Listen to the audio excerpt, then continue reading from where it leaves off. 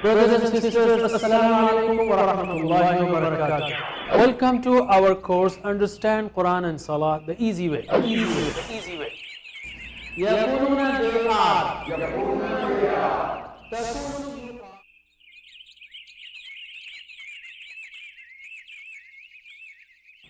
بسم الله الرحمن الرحيم الحمد لله رب العالمين والصلاة والسلام على أشرف الأنبياء والمرسلين نبینا محمد وعلى آلہ وصحبہ اجمعین۔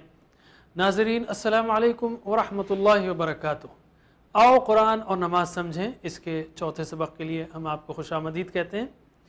اس میں ہم آخری آیات سورہ فاتحہ کی سیکھیں گے، کچھ گرامر بھی، اور 6 نئے الفاظ جو قرآن کریم میں 3128 بار آئے ہیں۔ تو کنٹینیو کرتے ہیں ہم۔ اعوذ باللہ من الشیطان الرجیم۔ اہدنا الصراط المستقیم۔ اہدی کا مطلب ہے ہدایت دے۔ اہدی کا مطلب کیا ہے؟ ہدایت دے۔ Very good. نہ ہمیں، اہدی ہدایت دے، نہ ہمیں، یہ دونوں جڑ کر بنے گا اہدنا، ہدایت دے ہمیں۔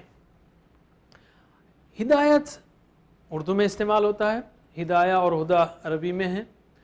ہدایت دے یعنی راستہ دکھا اور راستہ چلا، دونوں بھی شامل ہیں اس میں، اور دکھانے اور چلانے میں بڑا فرق ہے۔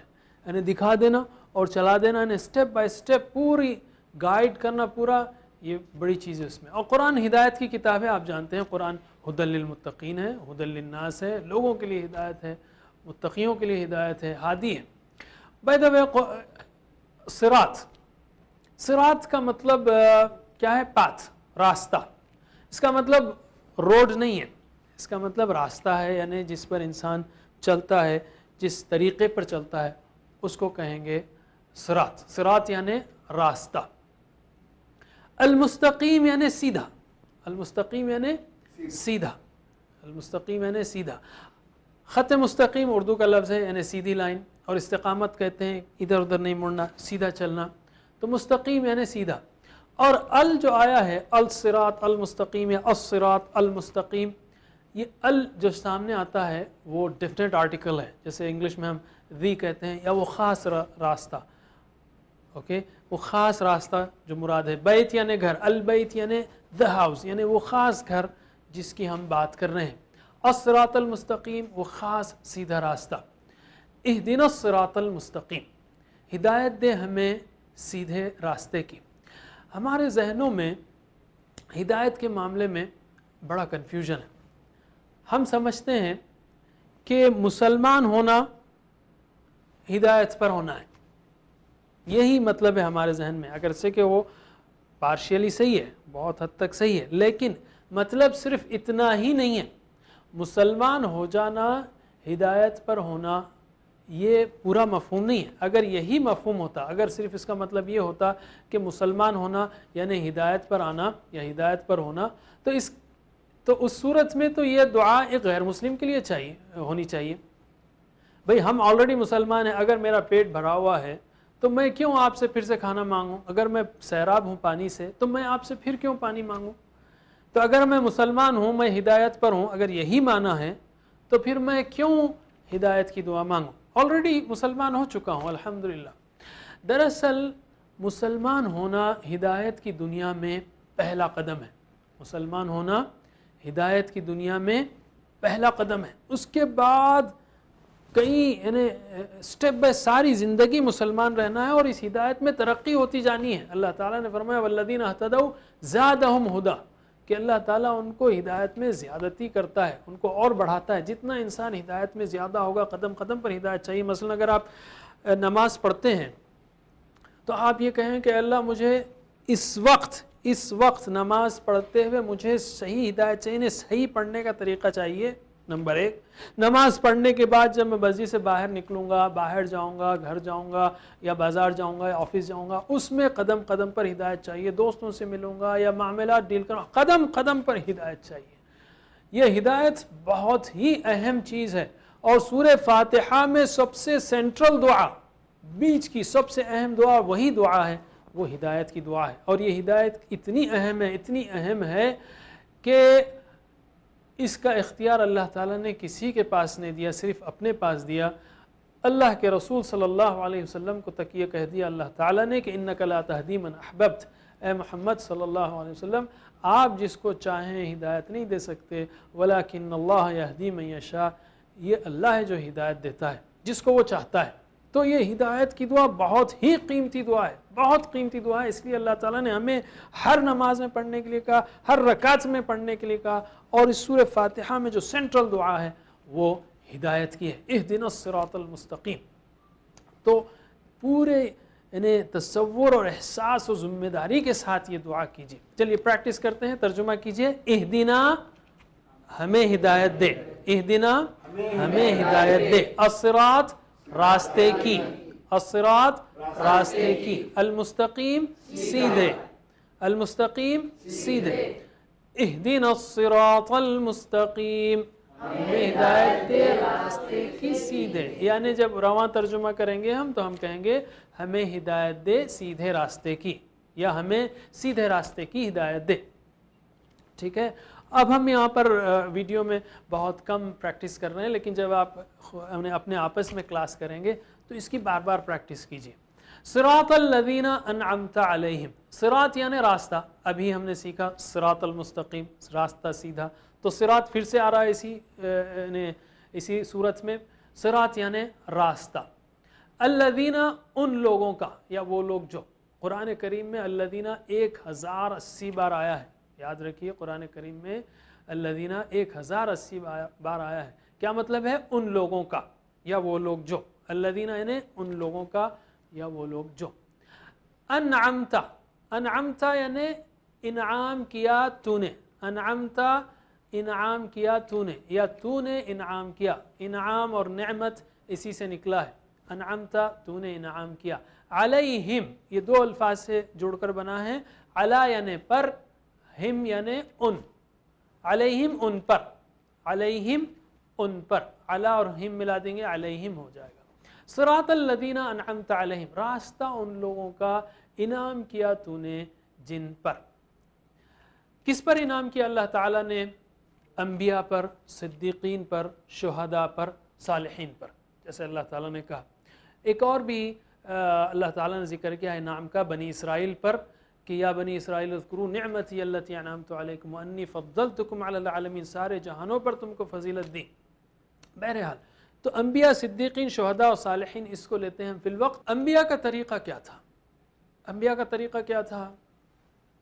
سب سے پہلی چیز جو انہوں نے کی کہ عمل کیا، دل کا عمل بھی اور دوسرے عمل بھی۔ دل کا عمل کیا ہے؟ جیسے ایمان ہے، ایمان دل کا عمل ہے، اخلاص ہے، توکل ہے، محبت ہے، یہ انابت ہے، یہ ساری چیزیں دل کے اعمال ہیں۔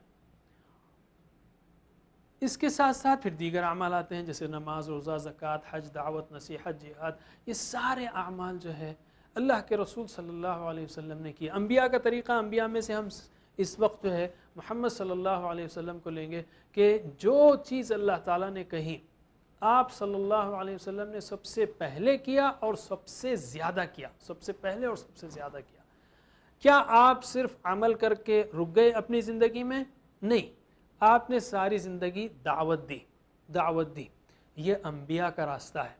اور اگر میں روزانہ دعا کر رہا ہوں تو مجھے بار بار جب دعا کر رہا ہوں تو اس کا احساس بھی ہونا چاہیے کہ کیا میں اس دعوت کا کام کر رہا ہوں، اصلاح کا کام کر رہا ہوں۔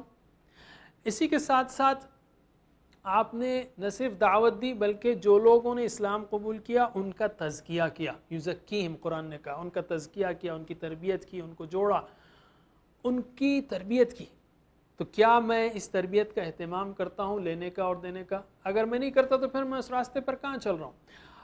اور اس کے ساتھ ساتھ آپ نے امپلیمنٹ بھی کیا، تنفیذ بھی کی، اس کو آپ کہہ سکتے ہیں اعلاء کلمت اللہ کہتے ہیں، شہادت حق کہہ سکتے ہیں، جہاد فی سبیل اللہ کہہ سکتے ہیں، امر بالمعروف نہی عن المنکر، جو بھی ہے یہ سارے کام جو ہیں یہ انبیاء کا طریقہ ہے۔ اگر میں دن میں 25 بار کہہ رہا ہوں کہ اللہ مجھے ان کا راستہ چلا جن پر تو نے انعام کیا، مثلا انبیاء کا طریقہ، تو کیا میں اس کے ساتھ ساتھ یہ کام بھی کر رہا ہوں؟ سوچتے ہوئے چلیے پریکٹس کیجئے۔ ترجمہ، صراط راستہ، الذین ان لوگوں کا، انعمتا انعام کیا تو نے، علیہم ان پر، پھر سے صراط راستہ، الذین ان لوگوں کا، انعمتا انعام کیا تو نے علیہم ان پر صراط الذین انعمت علیہم راستہ ان لوگوں کا انعام کیا تو نے ان پر، یعنی ان لوگوں کا راستہ جن پر تو نے انعام کیا. غیر المغضوب علیہم، غیری کا مطلب ہے نہ، نہیں یا اس کے علاوہ. ہم کہتے ہیں غیر لوگ ہیں یعنی علاوہ لوگ ہیں، ہم میں سے نہیں ہیں، تو غیر مطلب نہیں یا اس کے علاوہ. غیر مغضوب کیسے یاد رکھیں گے؟ مغضوب جس پر غضب کیا گیا. آپ تو جانتے ہیں مظلوم، مظلوم اردو میں ہے، مظلوم یعنی جس پر ظلم کیا گیا، تو مغضوب جس پر غضب کیا گیا. مظلوم جس پر ظلم کیا گیا، مغضوب جس پر غضب کیا گیا. علیہم پھر سے آ رہا ہے، علیہم دو ٹکڑوں سے ہے، علی یعنی پر، ہم یعنی ان یا وہ. علیہم ان پر، علیہم ان پر. غیر المغضوب علیہم نہ ان کا جن پر غضب کیا گیا. یہ بڑی دلچسپ بات ہے کہ اللہ تعالیٰ نے جب انعام کا ذکر کیا، اور یہ ادب سکھایا ہے اللہ تعالیٰ نے کہ انعام کا جب ذکر کیا تو نسبت اللہ تعالیٰ نے اپنی طرف کی، انعمتا تو نے انعام کیا. غیر المغضوب علیہم پیسو وائس ہے، جن پر غضب کیا گیا. کس کا غضب ہوا؟ اللہ تعالیٰ ہی کا غضب ہوا. کیوں غضب ہوا؟ کس پر غضب ہوتا ہے؟ ان پر جو جانتے ہیں مگر نہیں کرتے. استغفر اللہ، جو جانتے ہیں مگر نہیں کرتے، ان پر اللہ تعالیٰ کا غضب ہوتا ہے. گویا بالفاظ دیگر ہم یہ چاہ رہے ہیں کہ اے اللہ ایسا نہ ہو کہ ہم جانیں اور اس کے باوجود نہ کریں. ساتھ ہی ساتھ یہ بھی دیکھیں کہ جن لوگوں کو ہم بڑا مانتے ہیں، جن کو لیڈر مانتے ہیں، جن کے پیچھے چلنا چاہتے ہیں، جن کی تعظیم توقیر کرتے ہیں، کیا وہ المغضوب علیہم میں تو نہیں ہے؟ سوچنا چاہیے جس کو بھی المغضوب علیہم میں ہے تو ایسا نہ ہو کہ ہم ان کے راستے پر چل پڑیں. وَلَا الضَّالِّينَ، وا کا مطلب کیا ہے؟ اور. وا کا مطلب اور، لا کا مطلب نہیں. ولا یعنی اور نہ. الضالین، ضال کہتے ہیں گمراہ ہونے والا، بھٹکنے والا، راستہ کھو دینے والا. ضال گمراہ ہونے والا، اردو میں ہے ضلالت. اور ضال کی جمع ضالون یا ضالین. ضال کی جمع ضالون یا ضالین یعنی گمراہ ہونے والے. ولا الضالین اور نہ جو گمراہ ہوئے. تو کون لوگ گمراہ ہوتے ہیں؟ جو جانتے ہی نہیں. مغضوب وہ ہیں جو جاننے کے باوجود نہیں کرتے، اور ضالین کون ہیں؟ جن کو معلوم ہی نہیں راستہ. معلوم ہونے کے باوجود نہیں کرنا یہ بہت بھیانک جرم ہے، اس لیے پہلے ہم نے اس سے پناہ مانگی غیر المغضوب علیہم. اور دوسرا لیول کا جرم یہ ہے کہ جاننے کی کوشش ہی نہیں کرنا. ایسا نہ ہو کہ قرآن ہمارے گھروں میں رہے اور ہم بھٹکتے رہیں، ذلیل ہوتے رہیں. کیوں؟ کہ ہم جانتے نہیں کہ سیدھا راستہ کیا ہے. کیوں؟ کہ ہم کھولتے نہیں اس کو، کوشش نہیں کرتے کہ قرآن میں کیا لکھا ہے. یہ جب دعا کی ہم نے تو اس کے ساتھ ساتھ احتساب بھی ہو، پلان بھی ہو اور تبلیغ بھی ہو.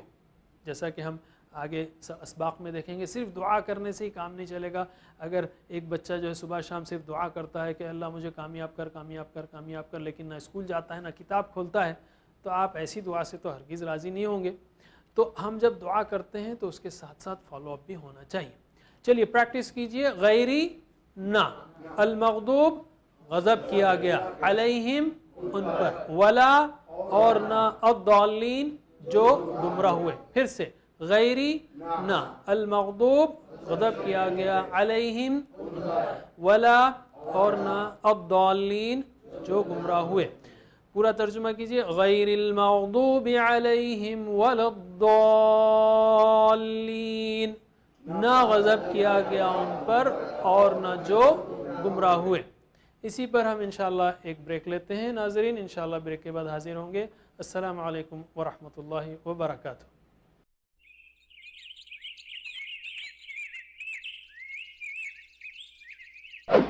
Brothers and sisters, Assalamu alaikum wa rahmatullahi wa barakatuh.